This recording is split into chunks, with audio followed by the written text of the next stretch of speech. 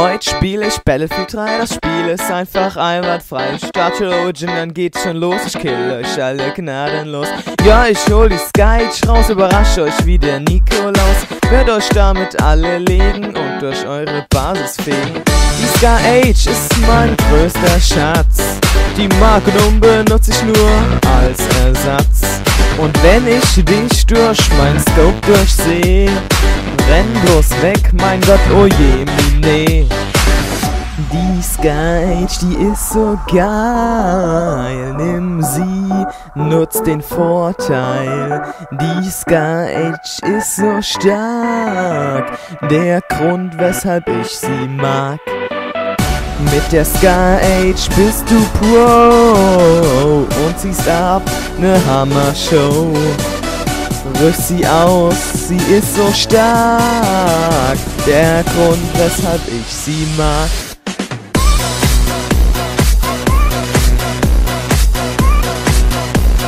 Sky-Age ist der letzte Dreck.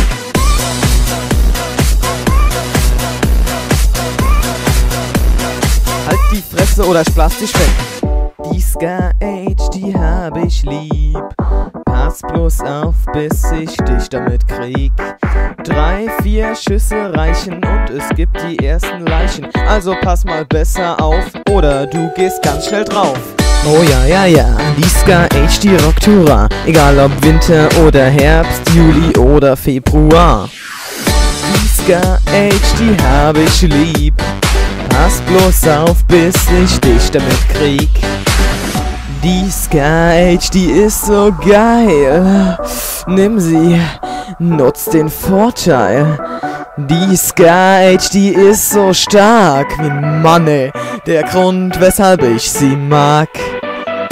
Mit der Sky-Age bist du Pro und ziehst ab ne Hammer-Show. Die Sky-Age ist so geil, nimm sie hart und nutz den Vorteil.